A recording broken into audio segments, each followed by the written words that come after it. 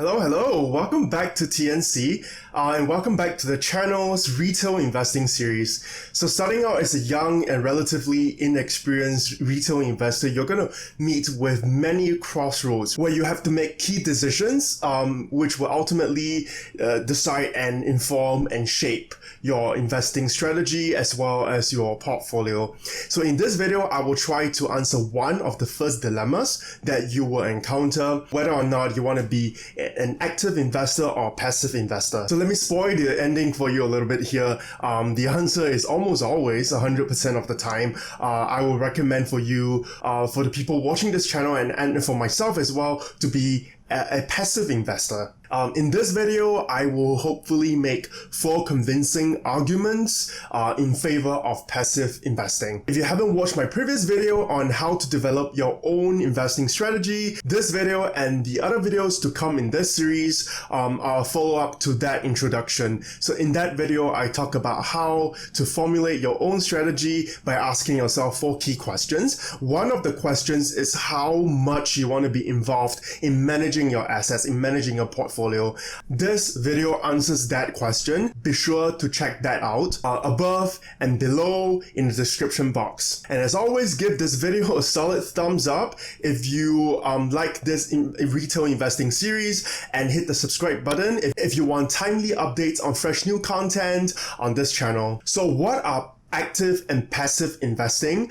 Active investing is, in lay terms, constant buying and selling, trying to capture movements of price points. So trading is a form of active investment. Active investing might also be buying into a mutual fund that is actively managed by fund managers who are trading the underlying assets in question on your behalf.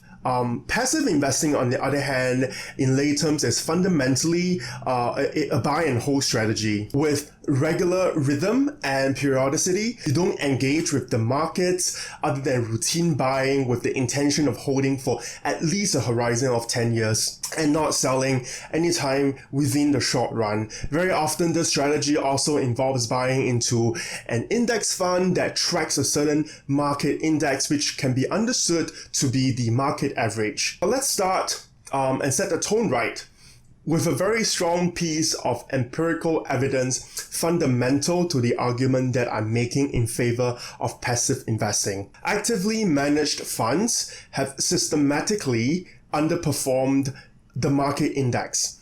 In the last 15 years, 92% of active funds trailed the S&P 500 index, which is the weighted average performance of America's 500 largest publicly owned companies. In other words, only 8% of your active funds have consistently beaten the market over a moderately long investment horizon. Let this number sink in a little bit. While in one part, right, this systematic underperformance is due to problems of diversification and stock picking, which I will cover in the next video, the other part of the puzzle, right, is really because market timing doesn't work. Repeat after me. Market timing doesn't work. This is the first reason why long-term passive investing is far better than active investing strategies. Market timing is trying to time the volatility in share prices such that you try to capture as much, right, low share prices ripe for buying cheap,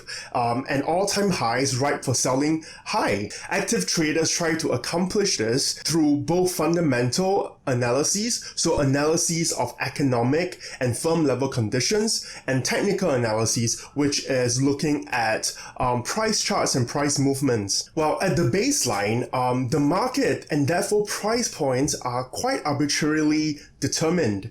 There is no scientific method which determine these numbers and patterns. While some underlying cycles do exist, such as the global business cycle, and they do influence the markets to some degree, markets are very often quite disjointed from the reality or fundamentals. So stock prices can be on a rise while your fundamental economy is weak and on the verge of collapse. So case in point is right now, and I will do a few video in the future trying to explain this strange divergence. But for now, what I'm saying is trying to predictively time a certain pattern in the markets, very often based on historical performance and historical indicators, is next to impossible. And there is further evidence on top of active funds trailing the market index. So according to the IFA research, in the 20 years from 1st January 2000 to 31st December 2019, if you were a passive investor in the S&P 500 who was exposed to the market on all trading days, your average return would be 6.02%. Now, if you miss just the 40 days with the biggest losses, your average return, your annualized return, jumped to 17.51%. Now, this might seem like a really good argument for market timing, but remember, we're looking at these numbers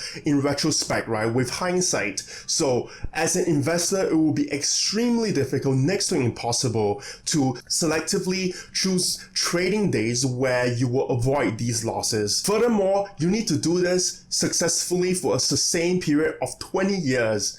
The flip side is, with active trading, you're going to be far more exposed to the downside. So if you miss out 40 days of the biggest gains, your annual return would then fall from 6.02%, which is the market average, to negative 3.79%. So the moral of the story is, don't try to time the market. Most have failed, very little suggests that you, furthermore, as an inexperienced investor, would be able to succeed and beat the market. In a previous video I did on why you need to start investing now and why start investing in your 20s, I introduced a saying, a very cliche saying, time in the market beats timing the market.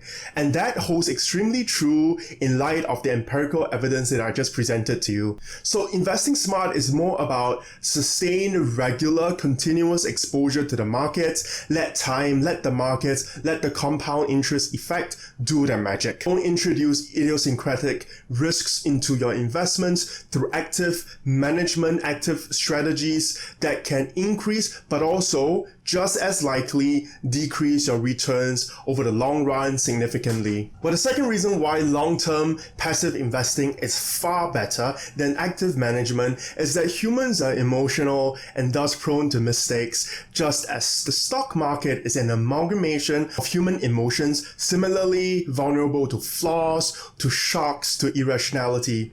So setting up a scheduled, structured, and regular investing scheme is the best solution to remove as much as possible the idiosyncratic risks that emotional management of your funds and portfolio will introduce to your returns. So this is where dollar cost averaging, or DCA, comes into play, and it is the single best mechanism through which smart, strategic, long-term passive investors can carry out and execute the strategy. In lay terms, the DCA is simply buying into a fixed fund, of a set of funds, a portfolio that you have predetermined for yourself under your strategic framework, with a consistent amount invested at regular periods in time. Some people might buying weekly, some might buying monthly, some might buying quarterly. The higher the buy frequency, the closer you map onto the actual price movements in the market, which is the whole point of passive investing, right? Riding the long-term trends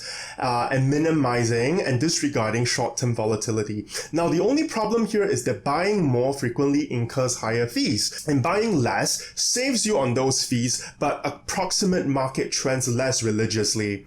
But that is a less significant conversation that we can save for another time. The most powerful thing about DCA is that it regiments investments. It removes any human and emotional element from investing. So no one is clairvoyant, but if there were one person who comes anywhere close to that, it would be Warren Buffett. And Warren Buffett says that even God can't beat DCA. Of course, that is extremely dramatized, right? And we shouldn't be investing in a fashion that worships and fetishizes everything that Warren Buffett says. But at the same time, whatever he says carries quite a bit of truth and quite a bit of weight. DCA inculcates consistency, it prolongs your exposure to the market, and minimizes any emotional components or elements in your investing strategy. There's far less emotional panic selling, there's far less a greedy market timing in buying cheap. The truth is, nobody will know how and when the market will tank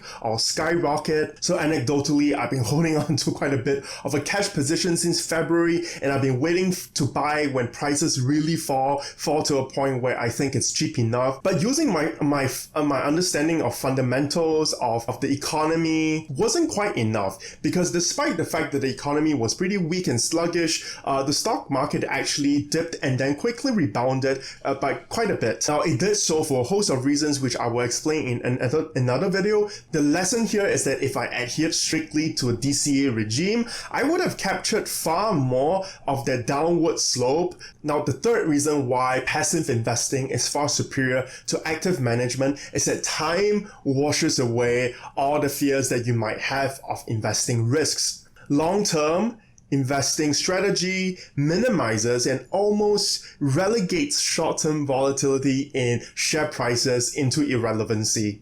If you're using DCA religiously to regularly buy up a portfolio that you have designed for yourself, you have set a sell horizon. Most people would decide on a certain price as a threshold. Even more people would decide on a specific time which they will sell the entire portfolio. If you have those things, then it doesn't really matter what happens between the buying and the selling. The two main risks of investing are short-term capital loss due to volatility and long-term total capital loss.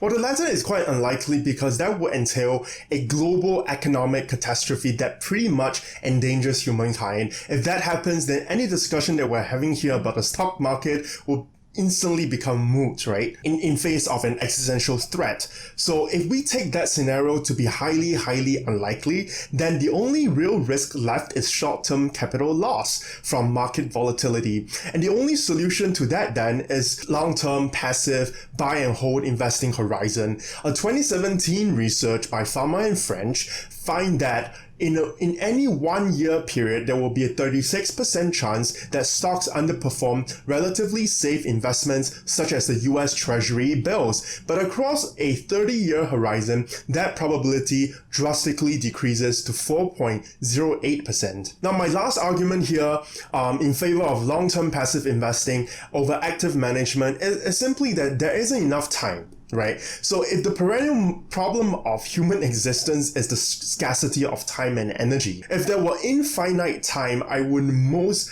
definitely choose active investing as a strategy. Then I could hold my current day job, I could spend quality time with friends and family, and then I can spend a decent chunk of the day doing day trading. But that's not possible, right? If I were to pursue active day trading, then like most day traders, I would probably have to quit my day job and focus solely on that for income. So from my calculation, for me to match my current income from day trading, I need to make on average a profit of $260 a day.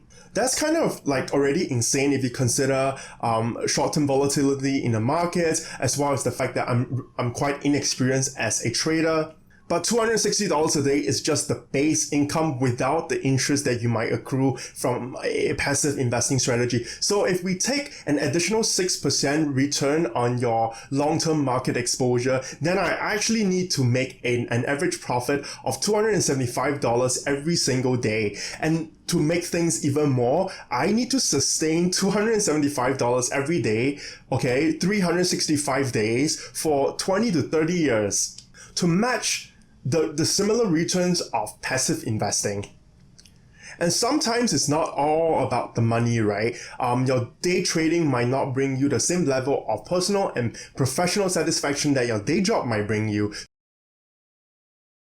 So that's the end of the video. I hope that the 4 reasons that I've provided form a convincing case for long-term passive investing over short-term active fund management. In the next video, I will explain the other side of the story as to why active funds are trailing the market indices, which is a lack of diversification, and the only solution into that is investing into diversified market-wide ETFs or exchange-traded funds. So that is another cornerstone of passive index investing. In the meantime, if you have enjoyed this video, be sure to hit the like button and subscribe to this channel for future content in retail investing and beyond. Until then, thanks for tuning in and see ya.